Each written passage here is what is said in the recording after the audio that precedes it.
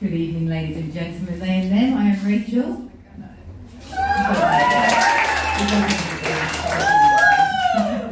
can probably tell I'm English.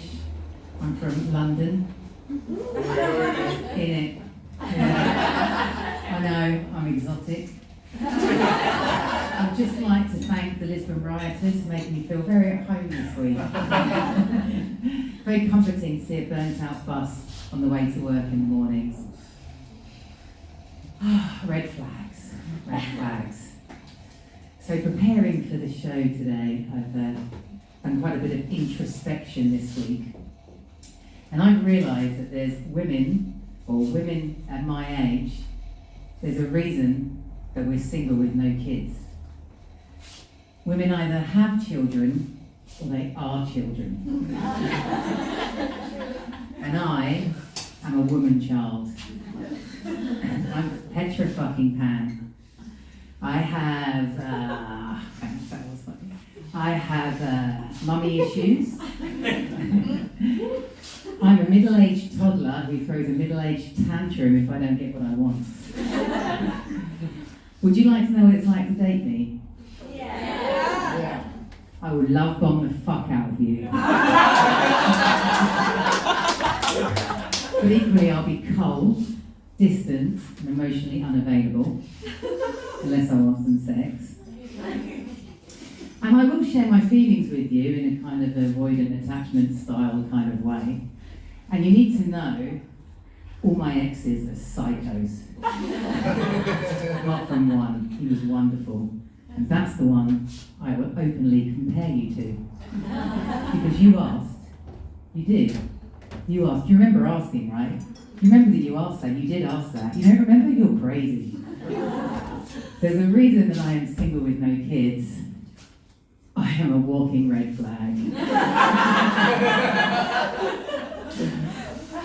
But I do admire women who are like totally 100% sure they don't want to have kids. I admire them because I've always sat on the fence, undecided. Always thought, if I met a good guy, potentially. But I've always been quite undecided about it. And actually I spent my 20s and 30s trying not to get pregnant. I had family packs of condoms, Costco size. I don't know why they call them family packs, so it'd be anti-family packs, right? Unless they're for the Amish. I had the morning after pills stockpiled, Plan B. Plan C was gin and coat hangers. It's alright, I like the hot bath. I don't mind the hot bath. Anyway, where was I? Oh yeah, having kids. So I was always firmly on the fence, undecided. And on one side of the fence, I had my frantic friends, sleep deprived, bloodshot eyes. They couldn't seem to string a sentence together without losing their train of thought or getting interrupted. Self-medicating. And they're always talking to people like vomit down their tops. But they seem really happy. And on the other side of the fence, I had my friends who had children. That's a joke. So I was undecided, but what happened was one bright, sunny day, I was walking through the park and I saw this perfect guy with the perfect baby strapped to his chest. And he was holding the hands of his perfect wife. And she had her other hand on a perfect belly where perfect baby number 2 was cooking. And by their feet trotted this perfect cocker spaniel. And I saw this sight and I thought, I'm jealous. I'm jealous. Because I would love a dog. I know there's some dog lovers in here tonight as well. Oh God, so at work we've got the diversity, equity and inclusion policy in place, and last week was Menopause Awareness Week. So we had a series of woke work webinars, mandatory training for all of the company to learn about the signs of the menopause, of what every woman will eventually go through. It's inevitable, right? So now I have my work friends rushing to open the window for me. in winter, giving each other knowing looks when my brain fog kicks in, and there's no more excuse for my irrational anger. But it's okay, right? It's diversity, it's equity, it's going to happen to every woman when she reaches a certain age. It's all about inclusion, and I'm going to remind everyone of this next week because it's erectile dysfunction week. I'll give you one more. Zena kicks me off. Red flags. Is this a red flag? I met this guy online, and we went on a date, and he's not really my type. You know, you have a type, everyone's got a type, right? My type hasn't really been working out for me. So I decided to go on a date with this guy, and on this date, this guy said to me, "You're just my type." And I thought, right, I'm going to go on another date with this guy. I'm going to go on another date with him. So I went on another date with not my type, and on this date, not my type said to me, "You're just my type." I thought, okay.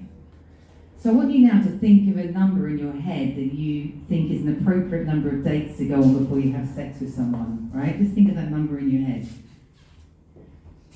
That's how many dates I went on before I had sex with him. Judgmental. And after the sex, not my type said to me, "You're just my type." And I said to not my type, "Oh, if I'm just your type, what's your type?" And he said, "I'm a chubby chaser." A chaser of the chub. So he took my one insecurity about being a little bit fat, and that was his fetish. I was his fattish fetish. So I said to not my type, "You know what? You're just my type." I said, "Go on, tell me, what's your type?" I said, "I'm a bald, fat, middle-aged, EU passport holding."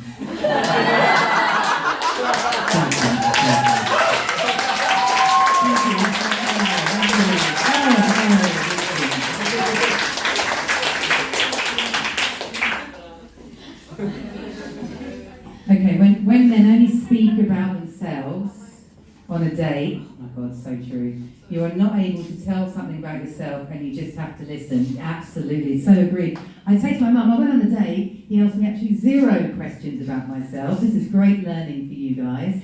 And they think you're a really good listener, but you're not, you're just thinking, shut the fuck up. That's feedback I've got. That's War and Peace. Oh, very long, okay. Oh, love bombing, my favourite thing. Love bombing before the first date. Oh, yeah. I texted with one guy from Tinder and he already started to call me babe. Oh, because he doesn't remember what your name is.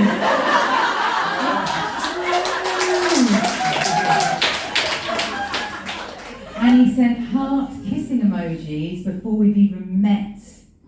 And on the date, he asked me which photo made me swipe right. He gave me the ick. There was no second date. I feel especially Portuguese men love to bomb. It's actually a sweeping generalisation. It's all of Latino men. They love you for 5 fucking hot minutes. They are hot minutes though. Thanks everybody.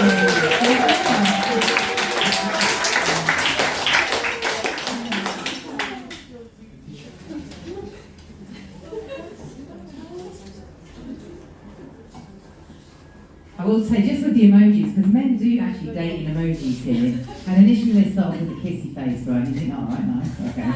And then you get the peach, yeah, alright. And you get the tongue, yeah, alright. And then you get the aubergine, yeah. And I was thinking, there's so many aubergines, just imagine their dick is so swollen purple, it's got green stuff coming out the end. You won't want to go on a date with that guy. And if you get the fist plus the chocolate donut,